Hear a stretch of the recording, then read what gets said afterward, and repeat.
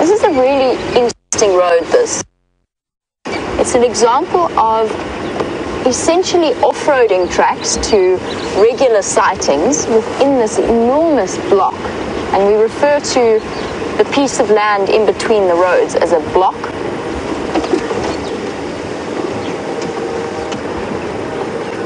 And this has actually now been made into an official road. There's a crested francolin here that's sprinted away from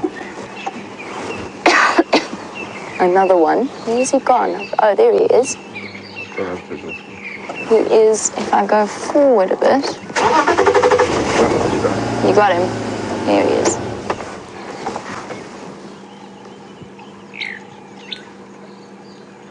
Amazing how that camouflage works so incredibly well. They are actually very pretty birds.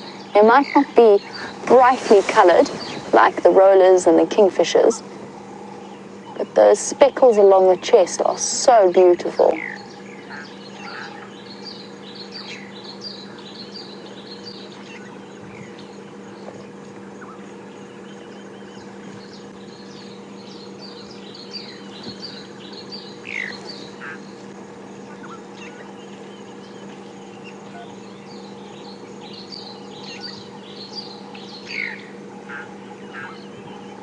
I'm still just listening to the Game Drive channel, waiting to see if this leopard is going to come further to the north.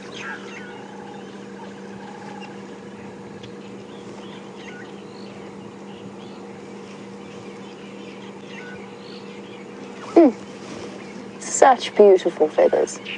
So interesting how birds seem to have two approaches out here.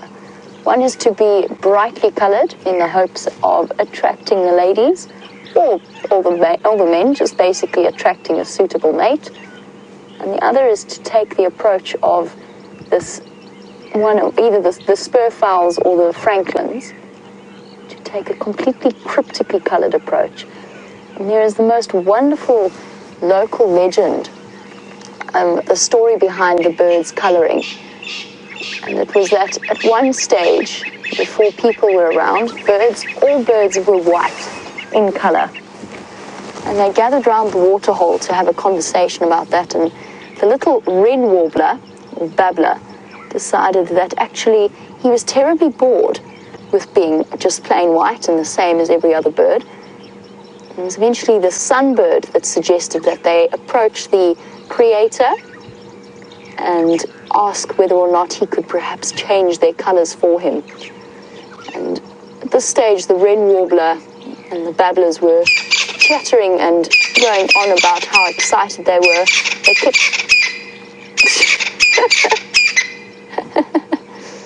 So it seems to be a thing with me and francolins when I'm trying to talk.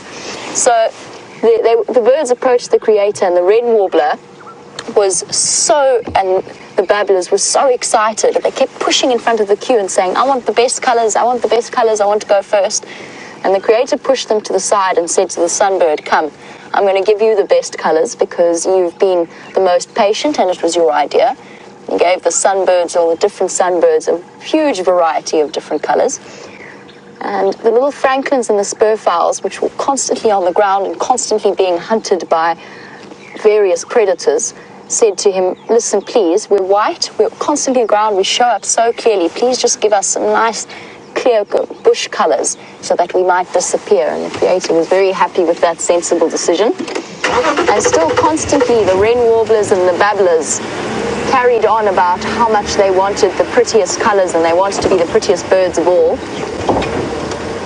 And so as a punishment, the creator basically made them the same boring mottled brown, almost indistinguishable from each other. And that applied to the wrens and the larks and the warblers and the babblers. And that's why they're constantly hidden from our view, but babble all the time, complaining about the raw end of the deal that they got in terms of colors. Oh.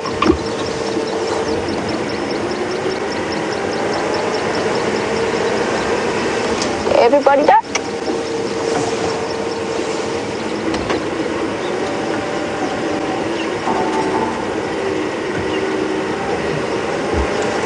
And Donnery is absolutely right. Just speaking about birds and the lilac-breasted rollers, Donnery's offered her absolute thanks and congratulations to Gendre and praise of his skill, saying that they've never been able to see a lilac-breasted roller rolling before, and that is the first time that she's ever seen it. It's tremendously impressive. That is, I mean, it was not like it was right on top of the vehicle either. It was so far away from where we were and straight into the sun. Agreed. I think we should constantly praise our cameramen for the work that they do. We are so fortunate to have such a talented bunch of individuals. Without our cameramen, we would just be guides driving around.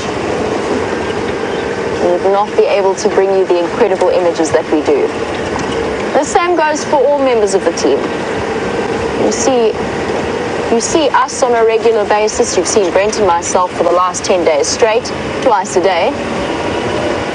But at the same time, there's a huge amount of work that goes on behind the scenes, and we are just the tiniest part of a well-oiled machine, or sort of well-oiled machine. Sometimes the oil runs a bit short, but absolutely. We owe our thanks to a lot of people in terms of bringing you these live safaris.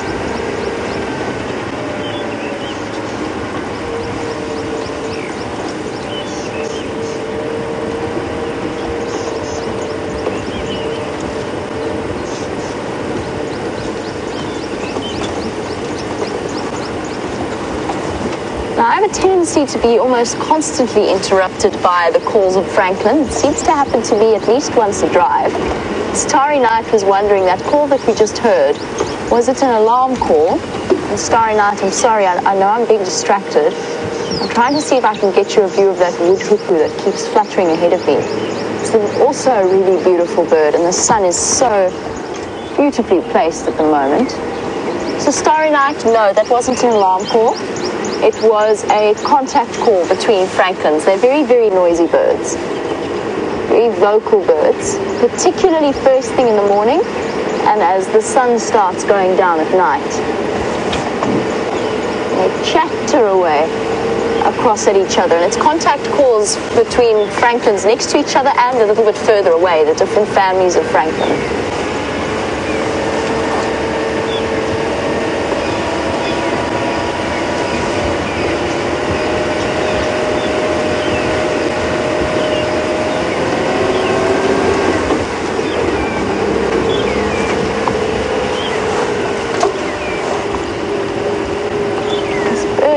Party just keeps moving a little bit further ahead of me.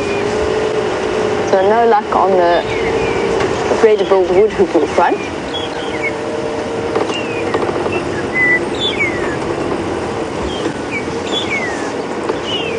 This is one of my favorite calls, that of the magpie shrike up in the top of the trees.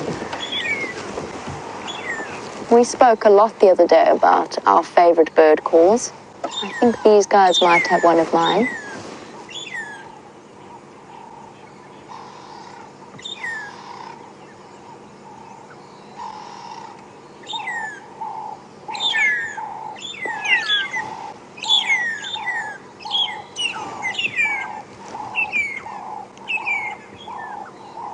It's such a lovely call.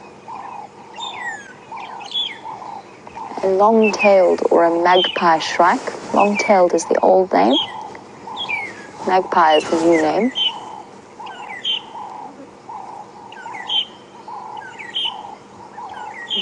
Interestingly, both the males and the females have those long, almost ungainly tails.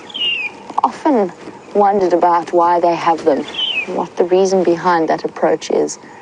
Most birds only have long tails in breeding seasons. But magpie shrikes, both males and females, have it all year round. Okay. Let us continue on. Make sure that we're in the vicinity in case that leopard decides to move further north.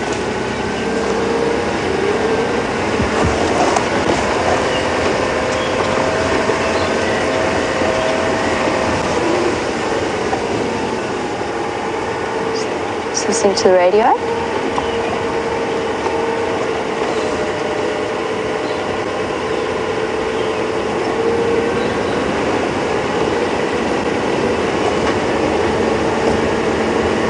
Moving a little bit further east now, and definitely away from where we can help them out, unfortunately. We're not going to be able to have signal there.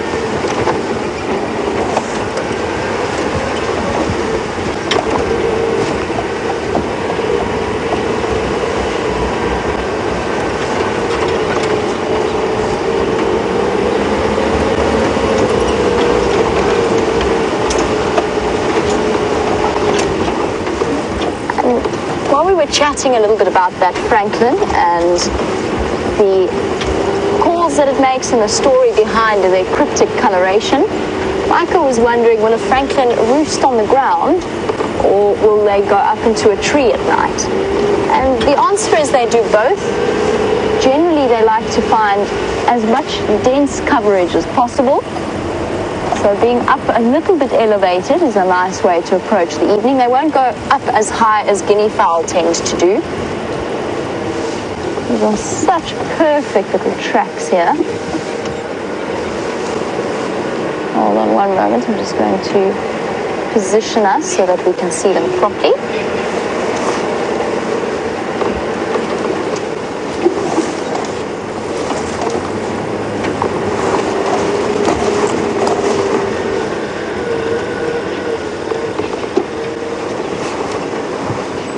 Lovely little paw prints walking along the road.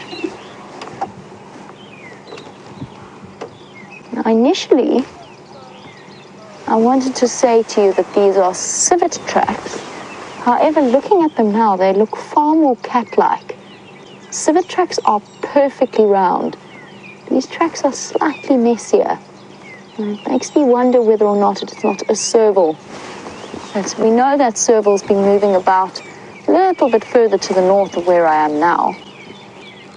But just looking at the size of them and the shape of them makes me think that that might not be civet as I thought it was initially, and just the way in which the feet have fallen. I'll just jump out just to give you a sense of scale.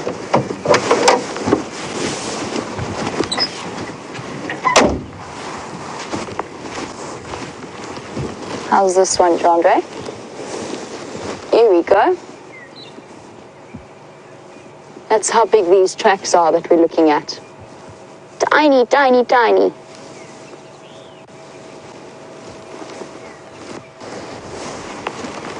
The shape just seems a little bit off for civet. I mean, I have to confess, my knowledge of the exact difference between serval and civet tracks, animals with two very similar feet, is limited, but just they don't look quite right for a civet. Ooh, hold on a second. Slight problems there.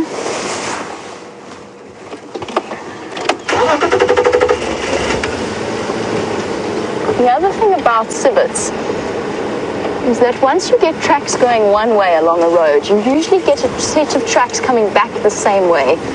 They return to very similar places each day to go and nap and to hide away, and they usually travel and patrol along the same road. You almost always get two sets of tracks. I'm sure you're wondering how Brent is doing, as am I. Let's find out directly from him.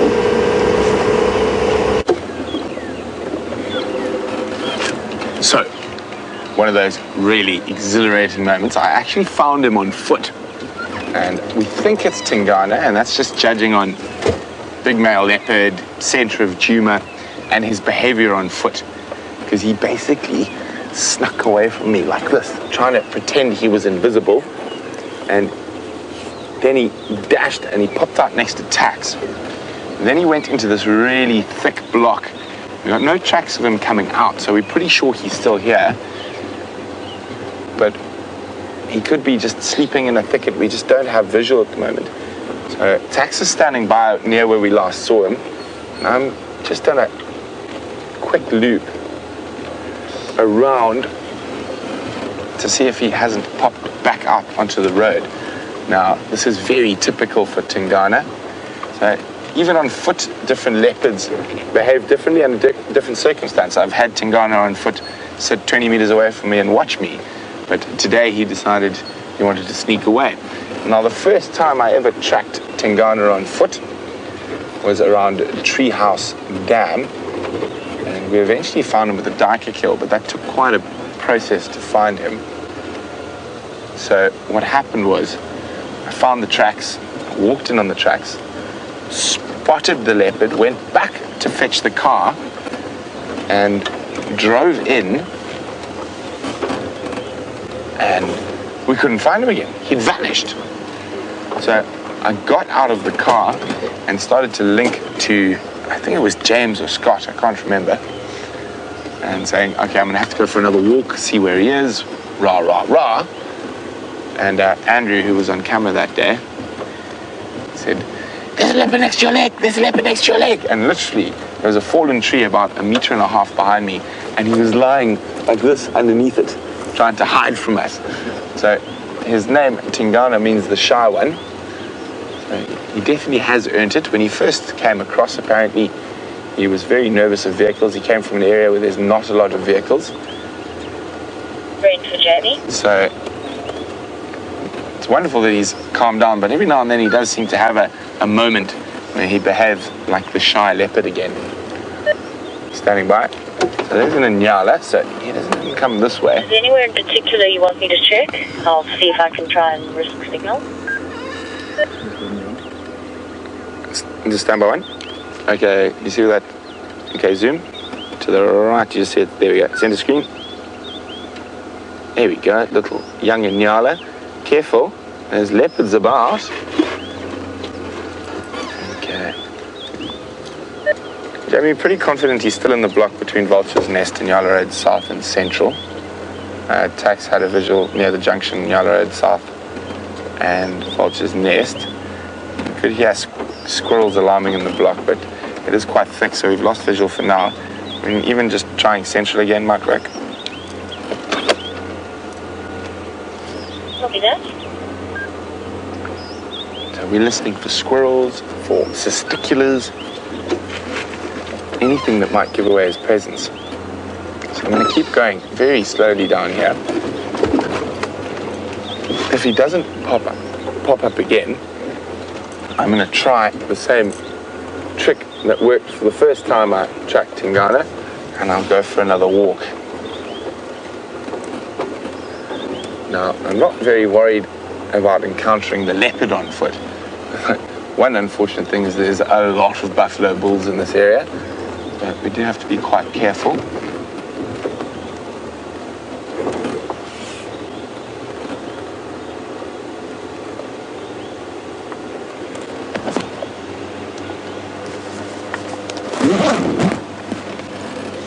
Warming up very nicely now, so hopefully he is going to go stationary for a bit, which would be great because we can probably find him on the sunset safari.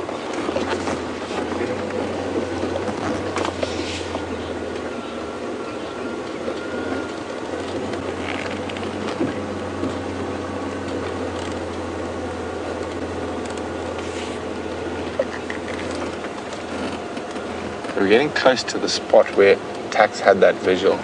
I'm starting to wonder whether he didn't just lie down, and with this, in these thickets there is some long grass in there, so he could just vanish. I haven't seen any tracks yet, and we're going very slowly, but there's always that moment of excitement when I'm walking and we find a leopard on foot.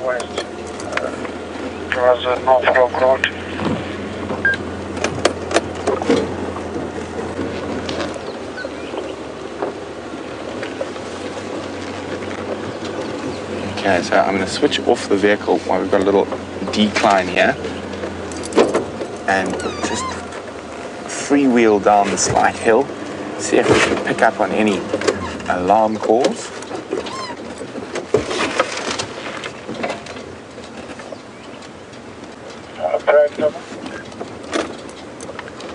Standing by.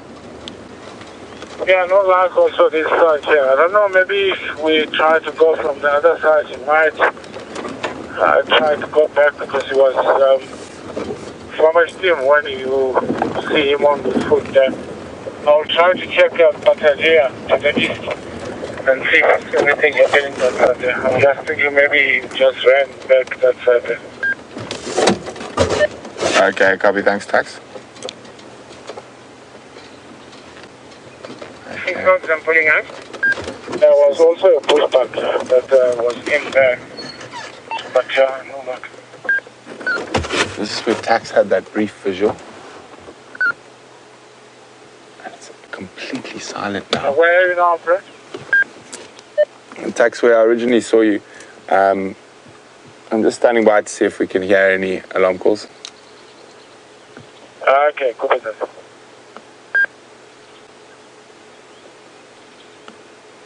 Because there's some Inyala here that looks relaxed. Maybe he's just hiding for them or whatever. FM, just above the big Balanatis trees, there's some more Inyala, also very relaxed. I think maybe it's just Lala somewhere in this thick block. Yeah, I think so. Maybe he's just trying to lull it. Okay. So, Tax has been standing by on the other side. We haven't heard anything yet. So I did hear a squirrel when we first arrived. But I've got a sneaky suspicion he's lying in one of these log falls or the bottom of one of these thickets.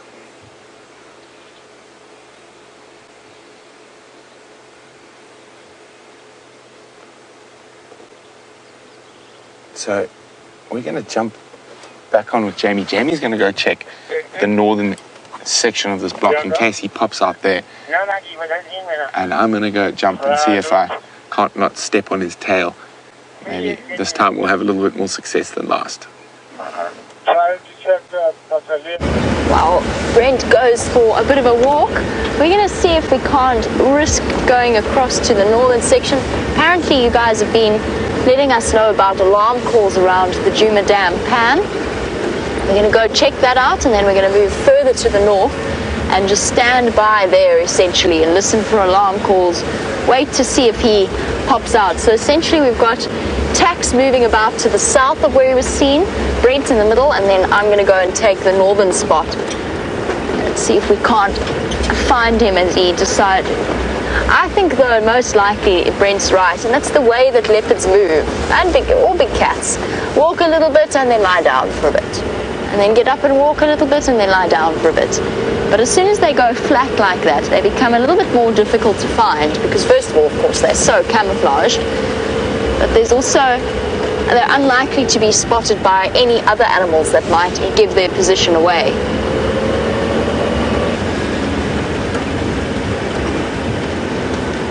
Now, it seems as though for a brief moment this particular leopard was moving relatively fast through the bush. Red was wondering what would startle a leopard.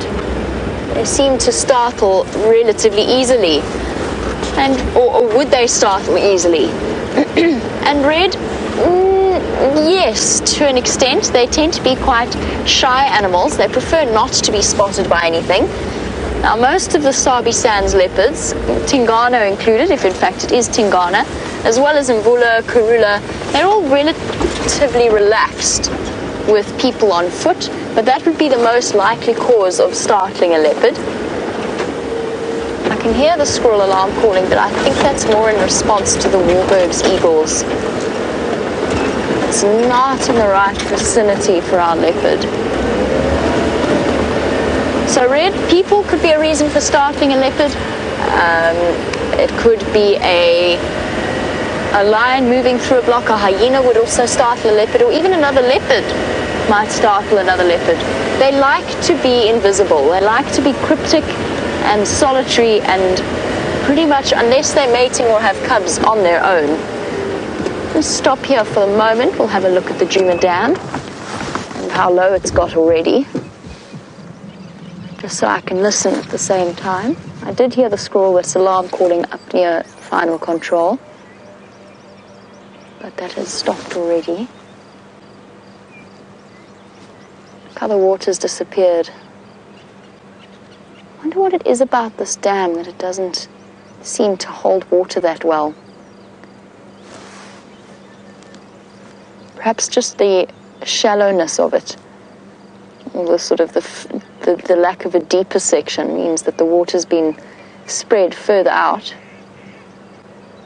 and therefore has evaporated faster. Lots of feathers about, maybe stork. I haven't seen any egrets recently. They seem, maybe Egyptian geese even.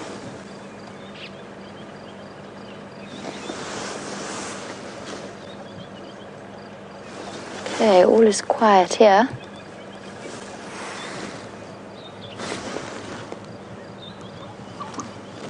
No alarm calls in this drainage line.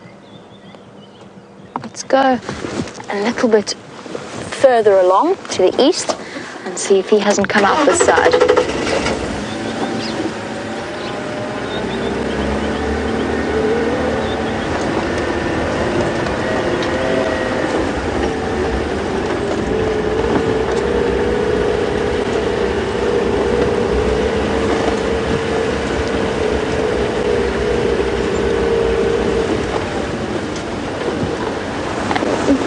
Doodles, you were saying that you haven't watched Safari live through a winter season, and therefore you were wondering what happens in winter with respect to sighting. And actually this is the perfect chance to stop and chat about these birds that are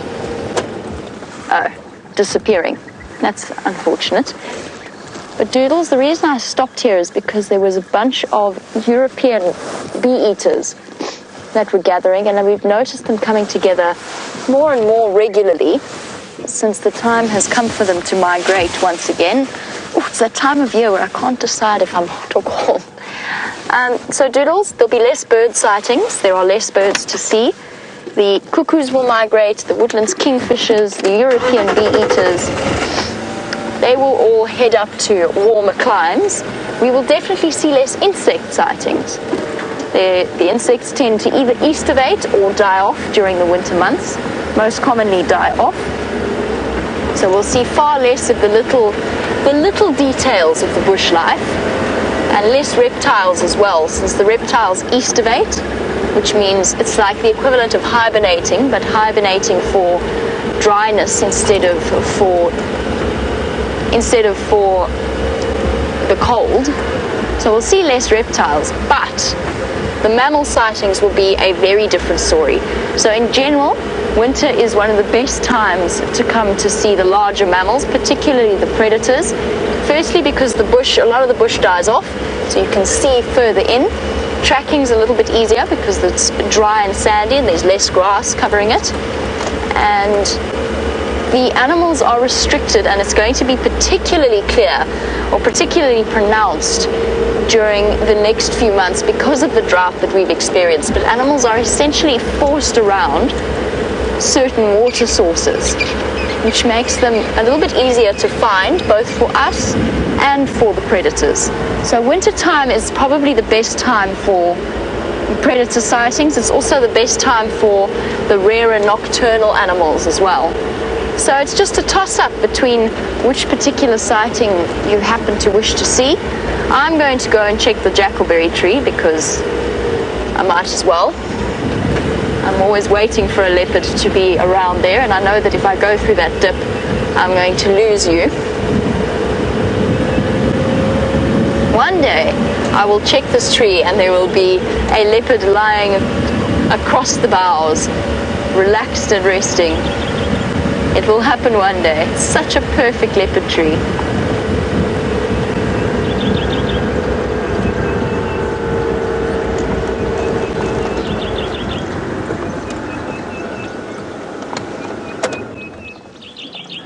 Not today, though.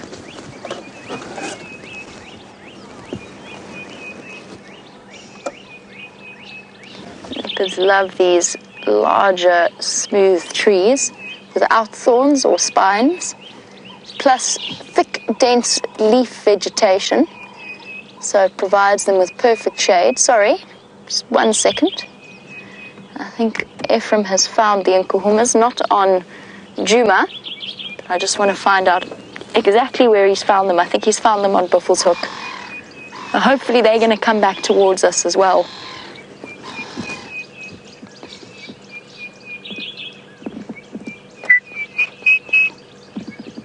Such a lovely tree.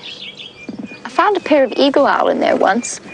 It's been the equivalent of my best sightings. Right, let's continue onwards. There's a possibility that I'll disappear going down through the drainage line.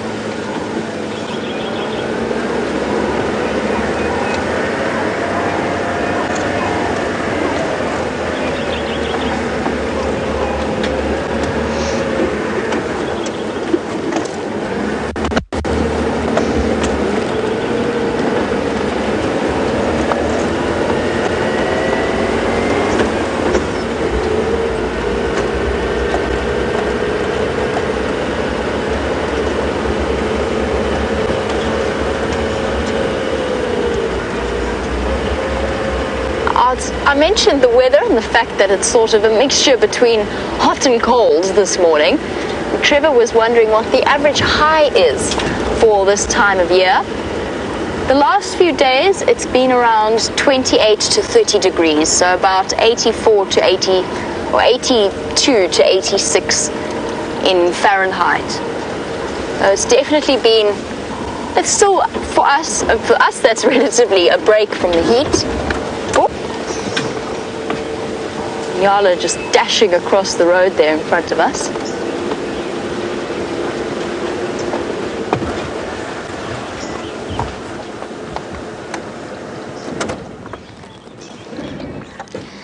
There it is. Isn't he beautiful? The hair on the back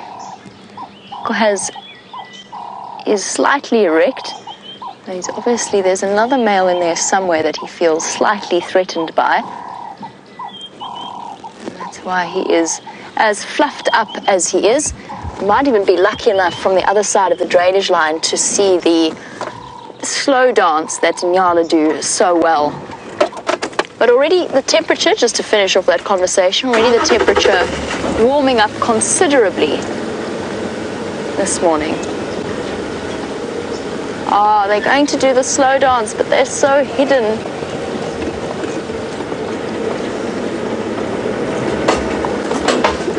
It's such a pity.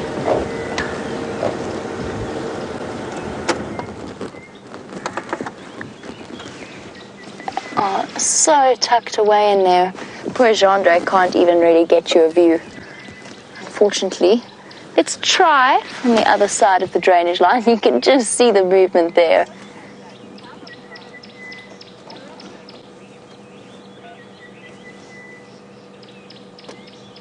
So well hidden. Nyala much preferring the thick, dense vegetation. They are dancing with each other. That slow dance that male and Nyala do. It can be incredibly intimidating. I'm not sure I've ever found it intimidating. It is entertaining to watch. Have a look from the other side of the drainage line. We might be able to look back down across towards them. It's the same males I saw here yesterday doing the same thing. Unfortunately, we didn't have any signal at that point in this dip.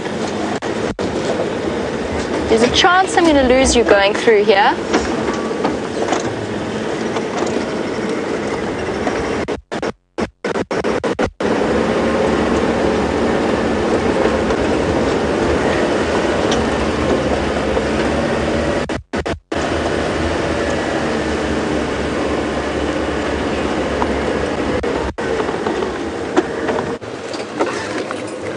Crash cuts.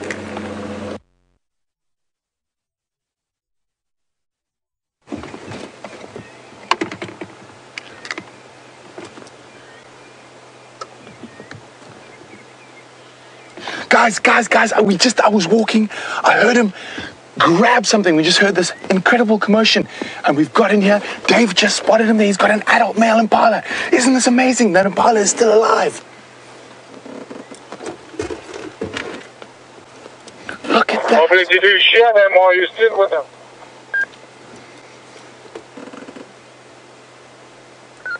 And it looks like Tingana. Can't see for sure yet, but he's just grabbed that impala. It's still alive. A bit of perseverance pays off. Hello, big boy.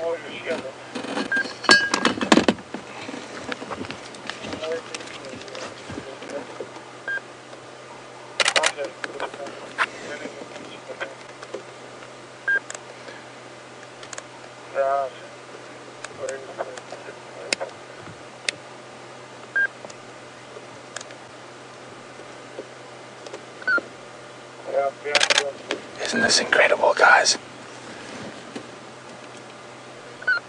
Now, look, he's going to move the kill now. Look at that incredible strength. Tax. Tax, we've located him. He's just bombered adult mala.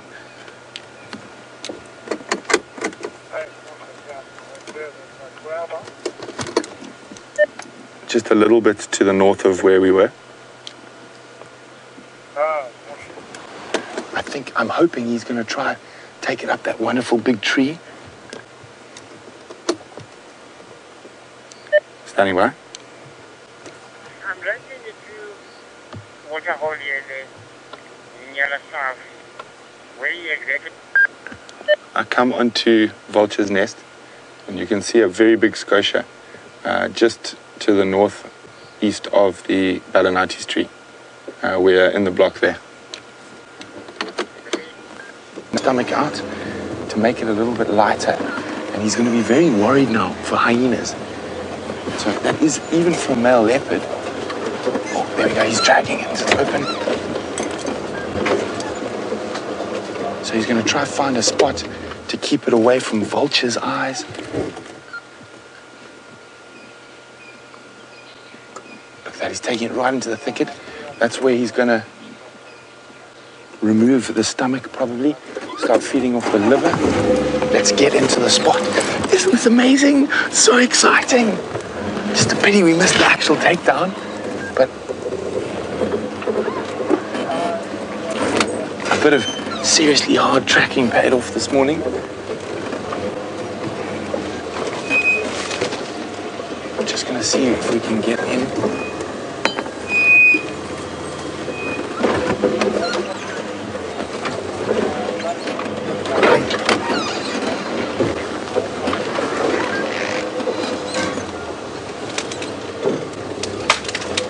Thank you for all the thank yous. It does feel a little bit, actually I lied, it feels a lot gratifying, because we've done a lot of tracking over the last couple of days without any payoff. But fortunately now, we've got the payoff.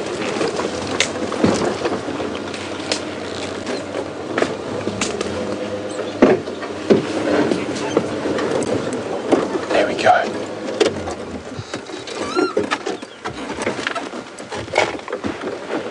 Isn't this incredible? It does look like it is Tingana. So you can see he's dragged this impala male underneath a very big thicket. There's a bent down bush willow that's been pushed by elephants. So he's going to try and protect its visual from vultures. Because vultures can bring lions and hyenas in. But you can see now he's just going to rest for a while.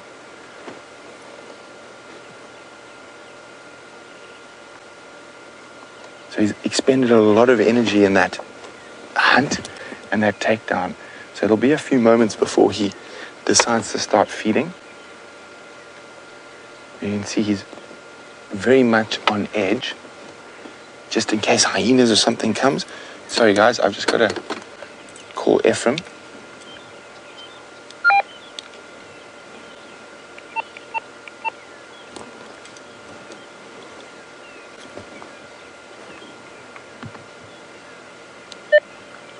Ephraim. This is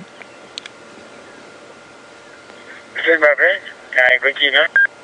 Copy. Best access is from a little bit further to the north. It's very thick if you come from the south.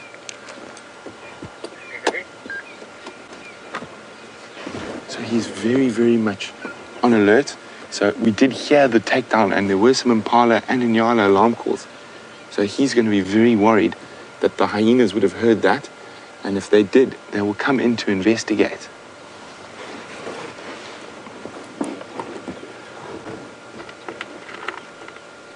Hello, big boy.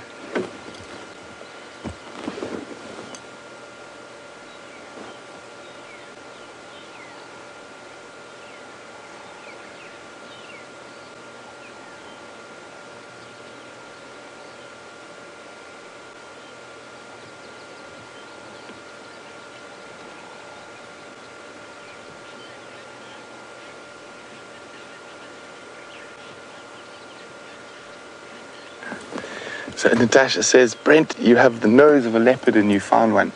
So you can see now he's moved off into that thick area there, but he's a lot more relaxed now. He's sort of assessed the situation. There's not too many, and there's no potential hyenas and whatnot around, so he's actually going to rest for a little bit before he starts opening up the stomach. Now, if you look at the carcass, there's almost no blood on it at all. Now, the only little bit of blood will be around the neck, where those canines have sunk in.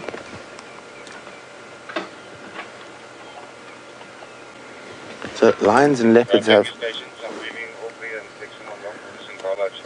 a very, very specialized section of their mouths. So the canines anchor, but there's a little gap, a purposeful gap between their molars and premolars and their canines.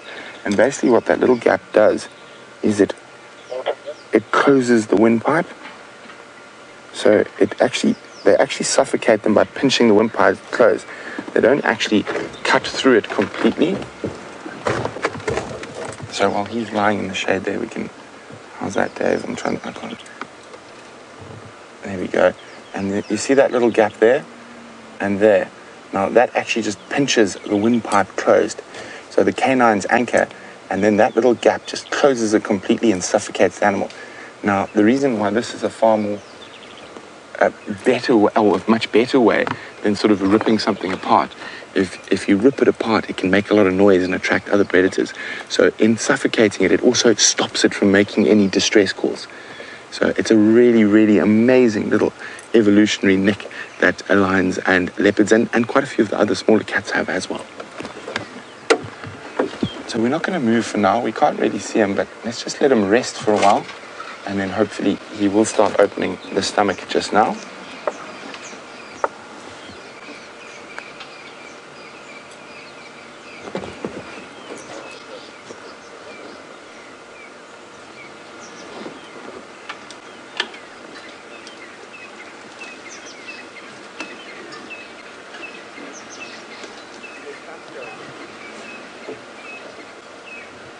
So Ephraim's coming to join us. So if you hear the other vehicle, don't despair. Some lucky guests of Ephraim's are coming to enjoy Tingana with us.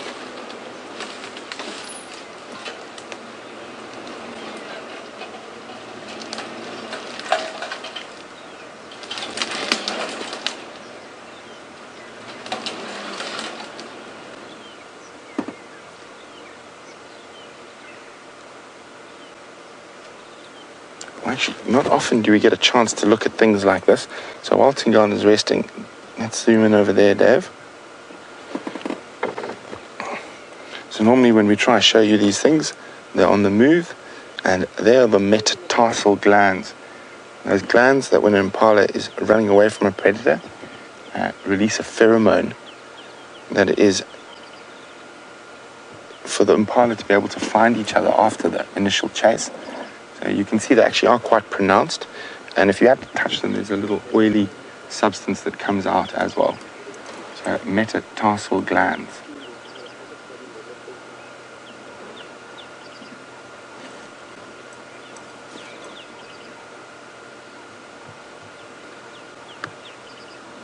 Very interesting. And you can just see him. Alan, yeah. How many vehicles are on the English Lock? Sorry guys, just on the radio. Alan, there's 2 here, 1 making its way. I think there's no standbys yet.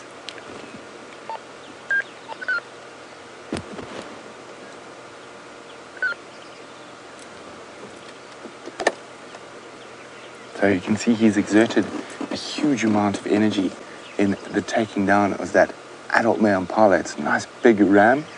So he's going to rest now before he starts feeding. And he will still be very alert. But you notice how when he first stopped, he stayed right next to the carcass, was constantly checking around for hyenas. So he's now quite confident that there wasn't a hyena close enough to hear that initial amazing sound.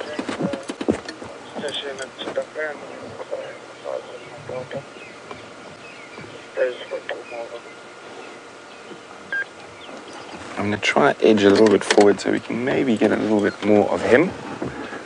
But he is right in the base of that thicket at the moment. Maybe back a little bit.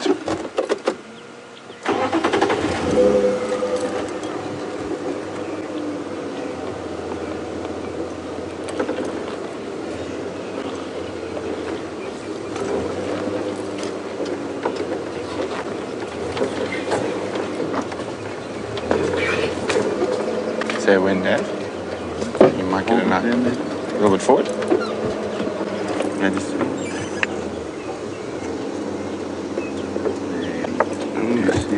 I think back's going to be a little bit better. There we go, you happy? Forward, back. Maybe forward a little bit.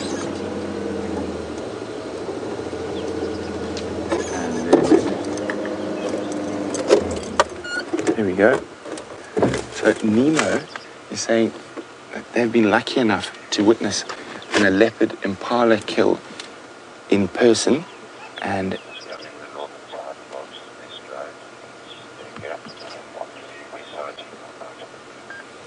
sorry guys, Nemo, I'll be with you now.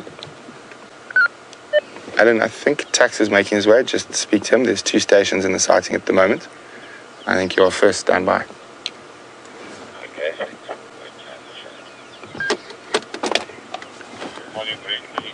As well, but I'm first going to have coffee at the jam. Thank you. Come after you guys then. Okay. So Nemo said that female leopard that he saw gutted that impala immediately, and it was still stolen by hyenas. Now, Nemo, it could be a bit different because it's a male. So a single hyena, he would feel quite confident being able to beat off, whereas a female leopard is much, much smaller, and she wouldn't be able to do that. So really, really great. So he is always going to be a little bit more confident than a female, and so he's a happy chap. He will definitely, I'm pretty sure, before the end of the sunrise fry, maybe not. He might still sleep for a bit. He does look like he's got a reasonably full belly already. But isn't this great? We're going to have, hopefully, going to have him around for a couple of days while he feeds off this impala. Let's just hope he does gut it, and we've got this wonderful, perfect tree right next to us. Although he might move it to another tree, but I'm hoping he puts us in this big scotia or weeping boer bean that's next to us. So lots of shade around, so I'm hoping he'll take that impala up there.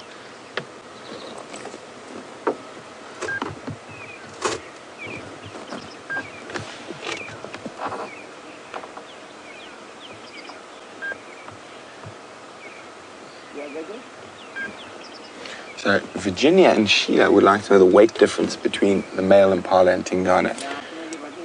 So Tingana is probably around, I would guess, about 80 kilograms, and that impala is about 60. So he's about 20 kilograms heavier than that impala. So he's just under 200 pounds, would be my guess. And the impala is probably 130, 140 maybe. As you know, my mathematics leaves a lot to be desired.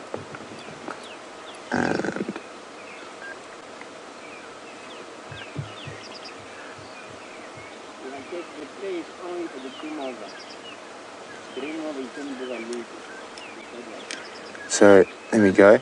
He's about 176.63 pounds, and the Impala is about 130 pounds. So he's a bit heavier.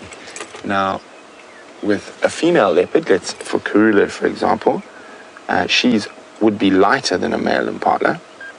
So that's why she seems to prefer catching the smaller stuff. So Karula's probably only about 88, 90 pounds, around there.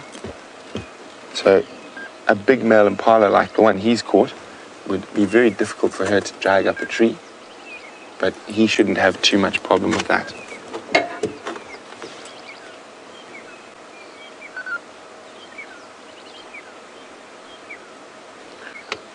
So while he's resting in the shade before he starts opening up that stomach, I just need to get on the game drive quickly. And there's quite a bit of interest here, but don't worry, I'm not leaving. I won't go anyway, but we'll be back shortly. We're just going to see what Jamie's up to. Such an awesome way to have our sunrise safari going. You're just with me for the moment, just to give Brent a chance to coordinate the sighting and to organize exactly what's happening with the different vehicles coming in. It's quite tricky to do that whilst presenting and talking about the animal and watching what the animal's doing and listening at the same time and taking questions. So we're just going to give Brent a little bit of a break that he can listen to exactly what's going on, which I'm trying to do as well, just to give him a hand.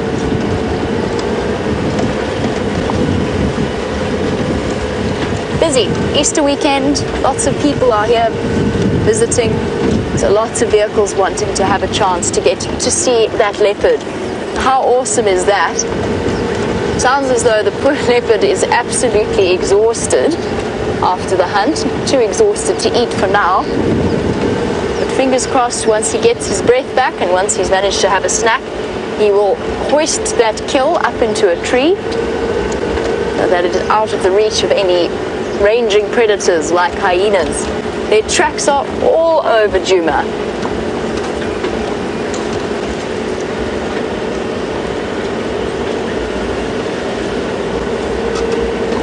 Just turn this down a little bit. Okay, didn't want to take you away for too long. It seems as though Brent has got the game drive comms sorted out, so let's head back to Brent and Tingana. Now look at that, he's almost invisible as he lies there. But there he is. He hasn't moved yet. We're definitely not moving a muscle for the rest of the safari. What we are hoping is he's going to open up that stomach, possibly feed off the liver, the heart, the lungs, the nice nutritious bits. And once he's removed the stomach, he'll probably try to bury it. And then I am really hoping he takes it up a tree, because if he takes it up the tree, less chance the hyenas stealing it, and more chance of us enjoying leopard for a few days.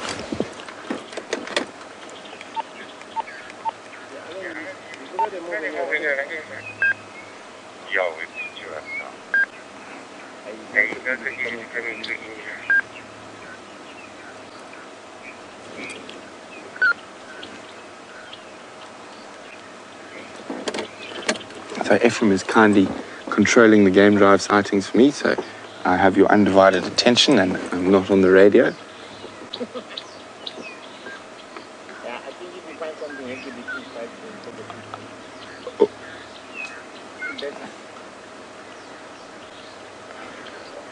Jamie's kindly offered to manage the game drive channel. I think it's fine. F's got it at the moment. But maybe when F moves out, I'm moving forward to Kruma Shangan. So it is incredible. We were there while that Impala was still kicking. It was still alive when we found him. And you can see how much more relaxed he is now than he was when he was just dragged that carcass here.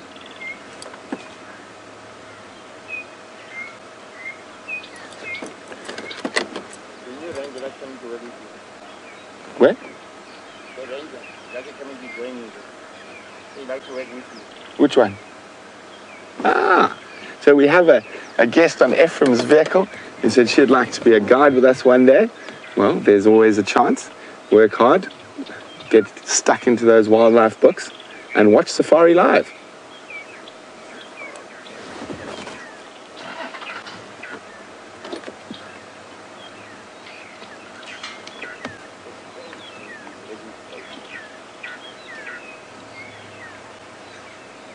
You can go for somewhere for coffee. You can come back and give some $100 I mean, you can stay there. Alan, much better access from north. You'll see where my trucks go off the road. Okay. So Nemo is saying the circle of life. Nemo never had a true understanding of this circle of life till having come to Africa and experiencing it firsthand, and now again on Safari Live. So Nemo, it is true. It is an incredible thing. Sometimes it can be quite difficult to watch, but it is nature at its most raw, at its most pure, and for me, at its most beautiful. I'm going to try just go back a little bit, see if we can get a slightly better view. How's it looking there, Dave? Not really, eh? I suppose you're higher than me. Have a look. Oh, it's where we were the best spot. You know what, if we go another 2 meters forward, we might have a nice gap.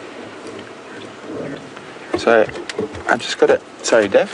I was just saying another 2 meters. Another 2 meters? So, guys, I just got to be on the radio again for a second. And about there's better. There we go. There. Then he turns his head. Murphy's Law. There we go. So I just got to be on the game drive. I'm the only person here, so I do apologize.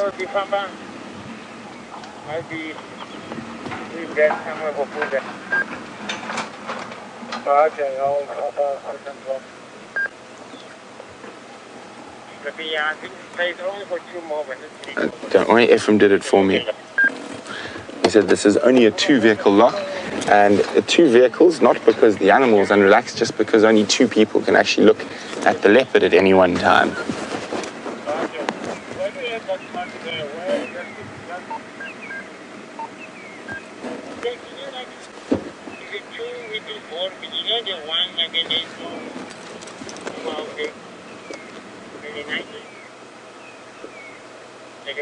You can see he's still panting quite heavily from all that energy exerted in bringing down that impala. So you'll find this quite often with leopards, unlike lions who start trying to eat immediately, but that's because they're in competition with other lions for the meal. He knows that this is pretty much all his, so he's got the time to rest up after killing before opening up, and I'm hoping he'll start opening up that stomach quite shortly.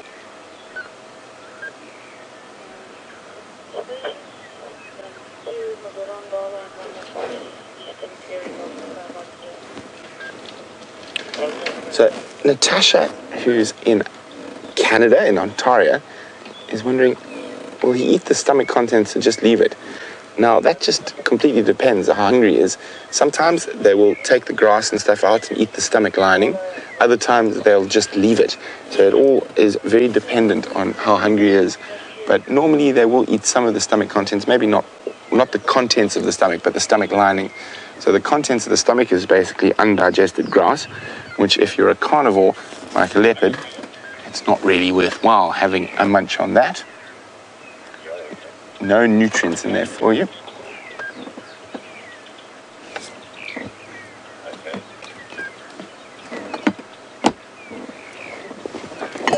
Oopsie, sorry about the noise. I'm just trying to put a little bit of shade over my monitor so I can see it. And of course I make it.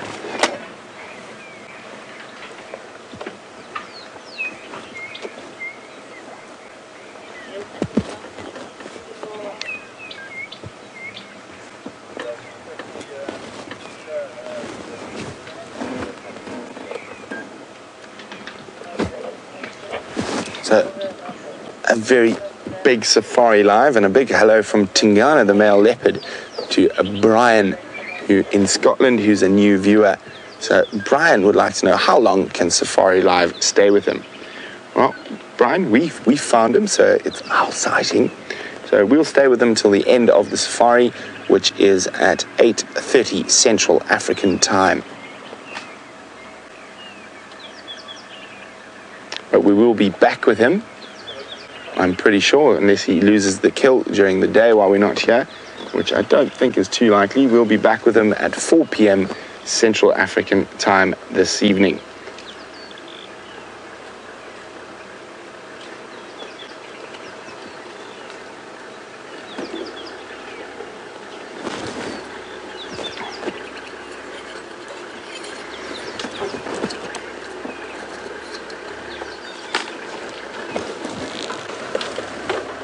So Siberia, who's one of our zoomies, would like to know, I think that the impala might have been ratting and therefore were distracted while he was hunting, and that enabled him to catch one of them. Siberia, I did not hear any ratting. I was probably about 50 meters away from him on foot when he actually caught it, and there was no impala ratting. So I think he just did a good clean stalk, and those impala were just grazing and browsing and minding their own business, but unbeknownst to them, there was a leopard on the prowl.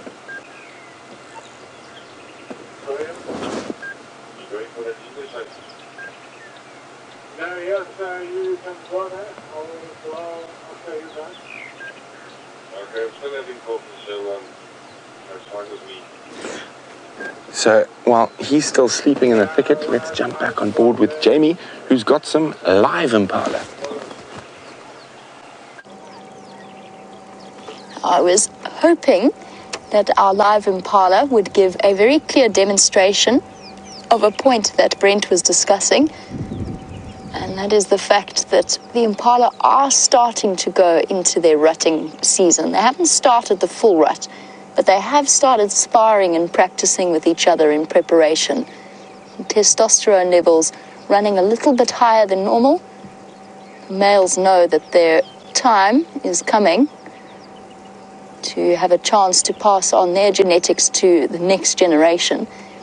And that does become incredibly distracting for them. And we'll see it more and more frequently as the months progress, in the next 2 or so months, where they really seriously get into the conflict with each other and the competition for females. They will be able to, or they will be so distracted that it will be a bonanza opportunity for animals like Tingana. At the moment, though, they're quite peacefully eating grass, completely probably unaware of the fate that has befallen one of their own, about a mile away from where we're sitting.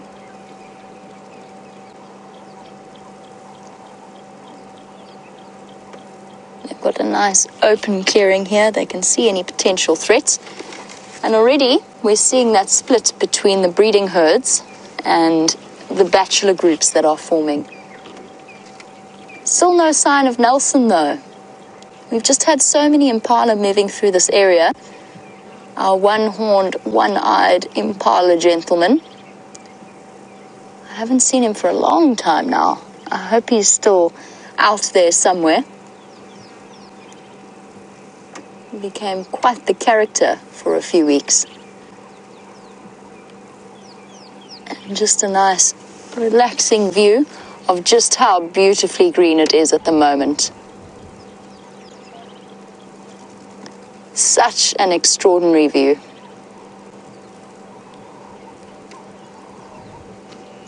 Okay, just wanted to bring you across to show you some living impala. I was hoping they might demonstrate some sparring for you, but they've gone back to breakfast.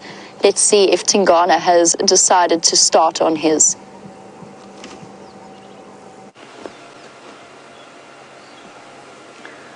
So unfortunately, Mr. Tingana has not moved an inch. He hasn't even changed position.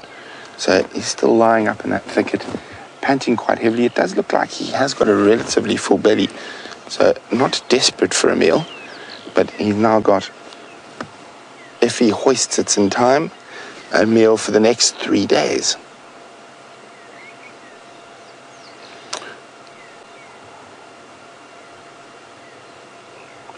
So Charlotte in Port Elizabeth is asking, why is he panting? Is it from the heat? Is it from catching his prey? Or is it from a full belly? It's from all three, Charlotte. I guess it's probably close on 30 degrees Celsius at the moment, now that the sun's out in full force. And he has exerted a lot of energy in catching that impala, which would also cause him to be very hot. And he's got quite a full belly. So he's got the trifecta when it comes to heavy panting in leopards. And if he starts feeding off this impala, he's going to be even more obese and heavy and panting and hot.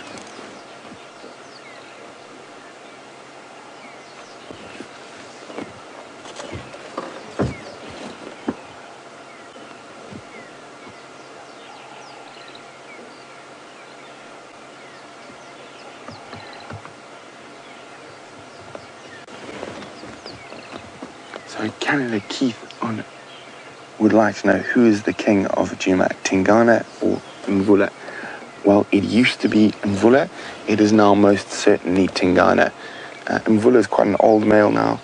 He's past his prime. He's become a dispersal male again for the second time in his life. So he's not able to hold a territory or home range. So he basically tries to move between the peripheries of other male leopards, hoping not to encounter one of the dominant males. So Tingana's time at the top, Mvula's time at the top is over, but Tingana's is definitely the undisputed king of Djuma at the moment from the leopard point of view. There is that unrelaxed male that comes in from Buffel's Hook, and he's a very big male. I've seen him a couple of times, but he doesn't push too far into Djuma. So I would say probably 98% of Djuma is under Tingana, and then probably about 50% of Arathusa. And the rest of Arathusa is, of course, under the monster that is the Anderson male. But Tingana's basically taken over almost all of Mvula's original territory. So a lot of Torchwood down to Cheetah Plains, Chitwa, but he hasn't extended north. Mvula used to go quite far north, but it seems like that unrelaxed male has taken most of that territory there.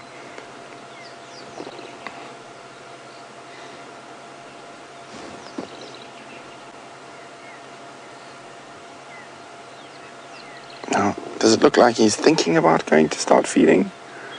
Maybe not.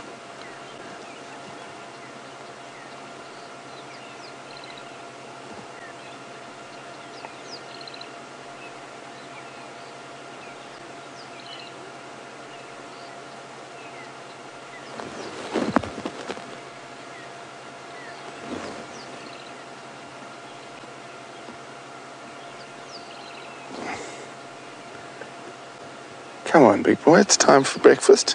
But it looks like he's more interested in having a snooze before he starts feeding.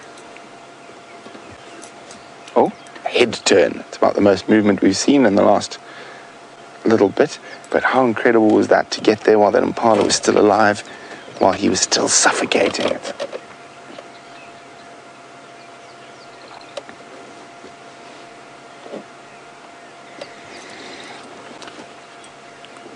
So Ryan is wondering whether leopard and lion ever share territory.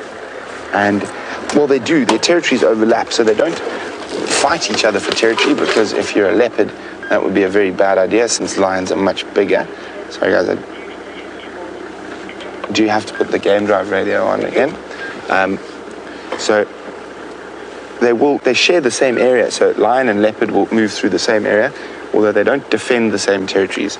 Leopard will defend its territory against other leopards, and lion will defend their territory against other lions.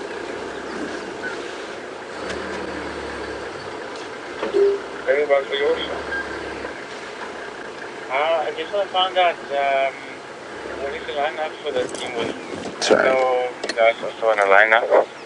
Is anybody behind you guys? Yeah, there is. I'll just ask him when he gets back, he'll get back to you. So Clayton's wondering how long it will take to finish this kill. Now, he is quite full, so it could be 2 or 3 days. Space for one. Oh, sorry, before vultures can notice the kill. Well, he's hidden it quite well. I don't think a vulture is going to be able to see through this thicket. Sorry about that, Clayton. A little bit distracted. I just need to get on the radio. Yours.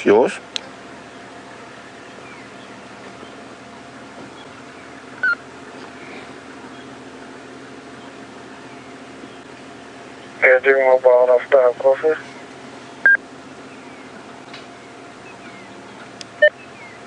Orbs, one station still with Tingana. It's only a 2-vehicle sighting. I think yours should be making his way. I think Tax is first standby, and then someone else was looking for second. Okay, cover that.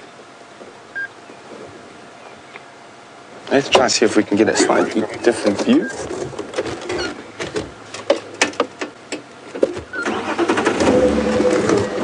Let's see. Can we get a gap through there? Dangerous. Still obscured. Is that what is behind us? That sounds quite large. Is there a gap? This guy, just have a look.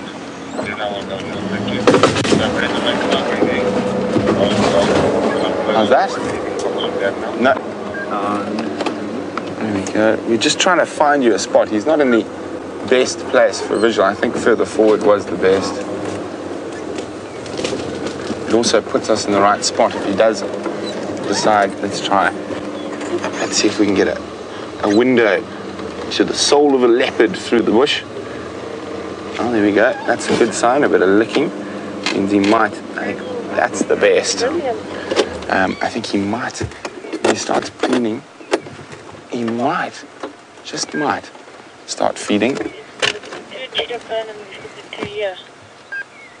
There we go. Come on. Start licking, start cleaning, and start eating, big boy. Okay, and that sick one, is it still in Arathusa?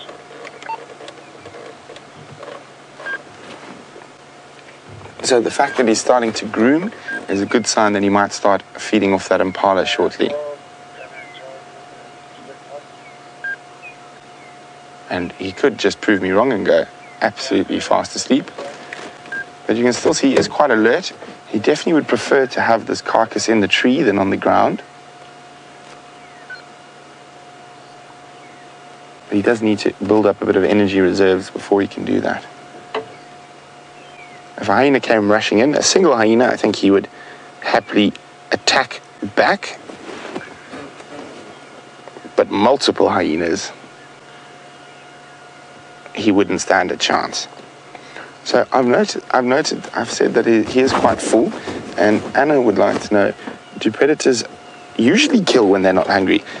Yes, they do, Anna. They are opportunists of the nth degree. And even with that full belly and 2 impala in a tree, if another had to happen to pass upon him, he would definitely take that opportunity. Now, leopards and lions have no problem eating completely putrid and rotting flesh. So if he can, he will kill and he'll store it so he can feed on it at a later stage.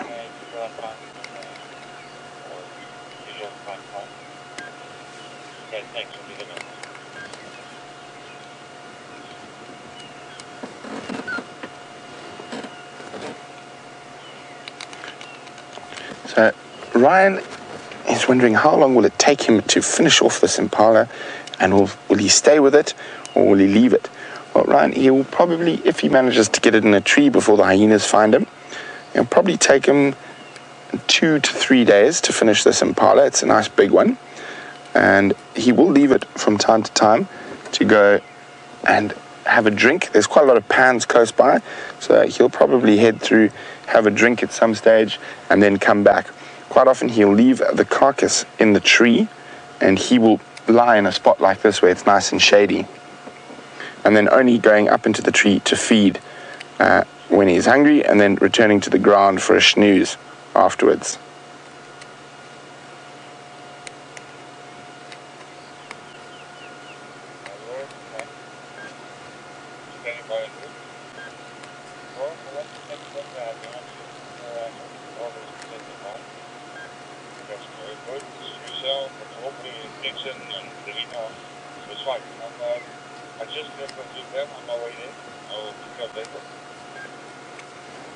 Come on, boy. Time for some movement. Oh, I can't really complain. We were so lucky to find him with that impala in his jaws.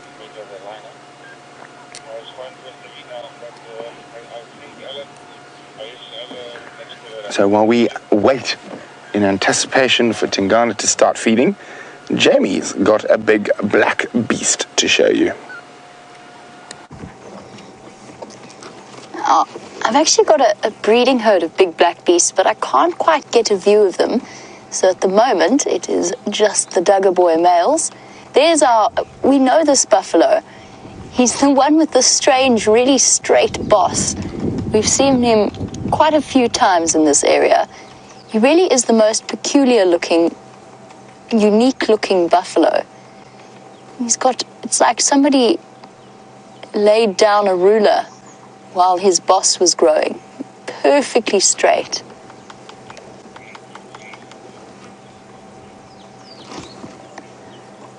Such a peculiar looking animal.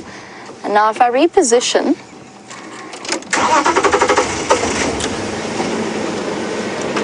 there's also a buffalo that is blind in one eye.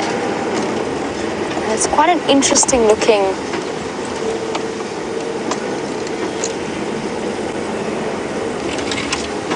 hello, boy.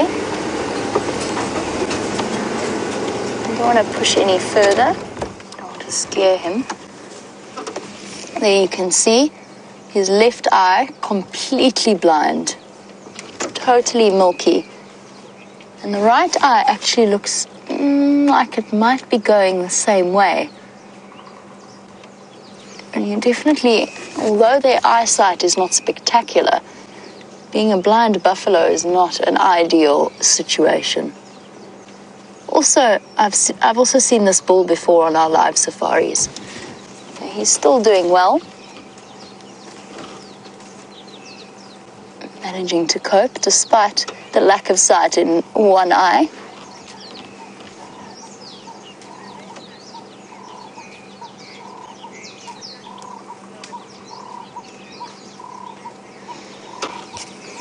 With all of the buffalo that we see in the Kruger National Park, you can almost guarantee that at least some of them are carriers of tuberculosis or TB.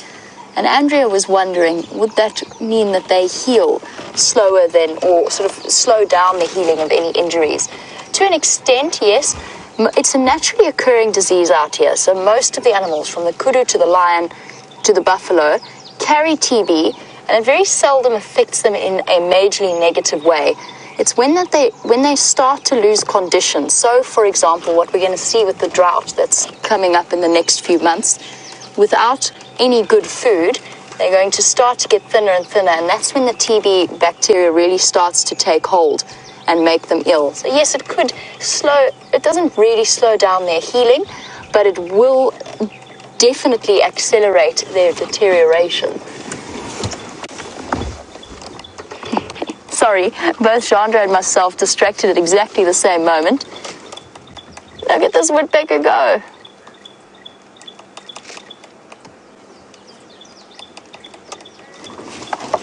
Looks like, well spotted, Chandra. Looks like a golden-tailed.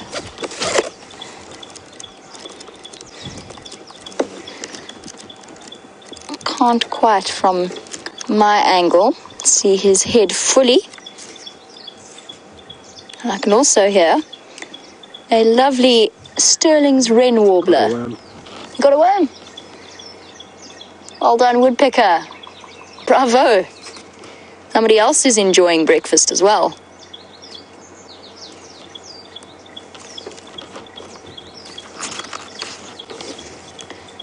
I said that it looks like it might be a golden-tailed just by the amount of red on the head. Here we go, we've got a slightly clearer view.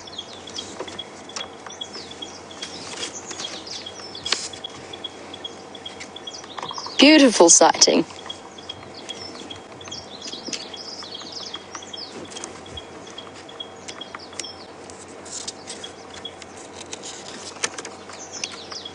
Backing away. A nice end to our sunrise safari. Not the end of yours, however. And while we watch this woodpecker go about his morning business, just wanted to say a big thank you to Jean-Andre for his incredible camera work this morning, as well as to all of you watching across the world for joining us and for feeding us your questions and your comments. We do really love to hear from you, and it makes our drives that much more exciting to be able to interact with you all. So have a wonderful day, wherever you are in the world. I'm going to say goodbye for now. I'll see you on the sunset safari. I'm going to finish off with the last few moments spent with Tingana.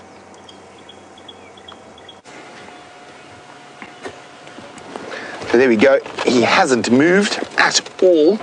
So I think he's going to rest for quite a while before he starts feeding. So I don't think we're going to catch it on the sunrise safari, but we will definitely be back here on the sunset safari to see what's happening with Tingana and his kill.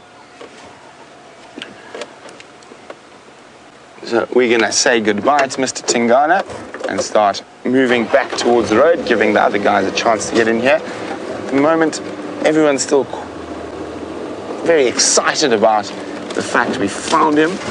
Let's just see if we can maneuver out of here. Get one last visual.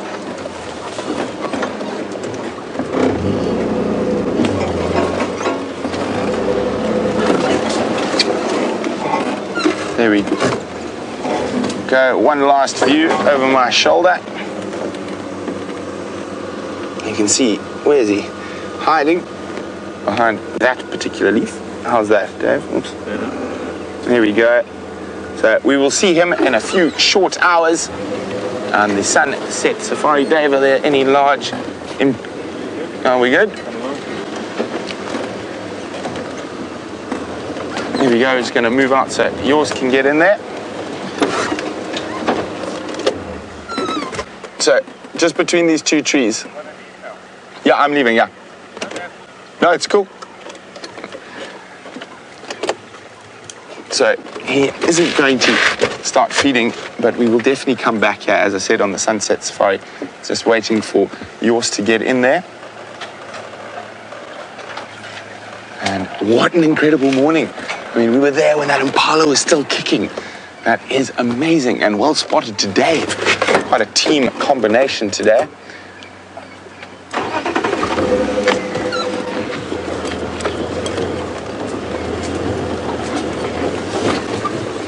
So I'm really excited. Hopefully he pops it up nice and high in the tree. And also this evening on the sunset safari, we will be conducting an Easter egg hunt.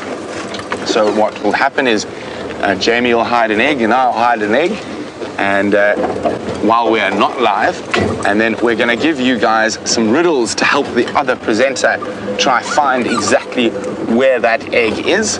So I hope everyone is on fine form and can lead me towards my tasty treat.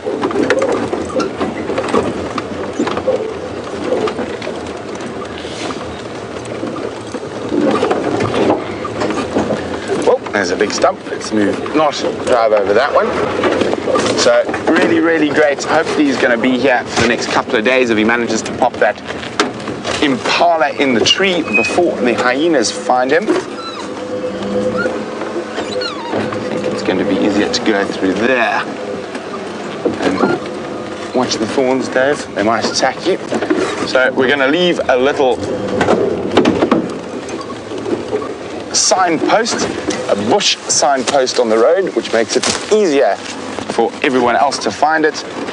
So we'll just pop this on the road, and it is a a red bush willow branch we'll be using as our bush signpost today.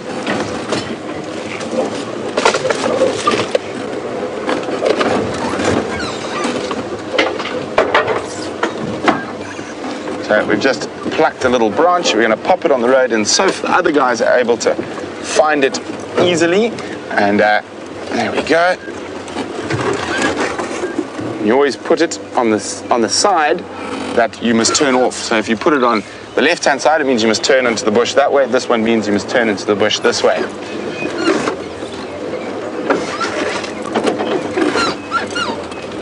So what an absolutely enthralling and exhilarating sunrise safari. Beautiful weather, beautiful cat, and hopefully some beautiful viewing for the next few days. I'm very excited, and there is nothing more I really like than finding a big cat on foot. And wasn't it incredible? I actually was no more than 50 meters when he took down that impala. So to see what happens with the rest of the story, join us on the Sunset Safari. So from Dangerous Dave and myself, adieu.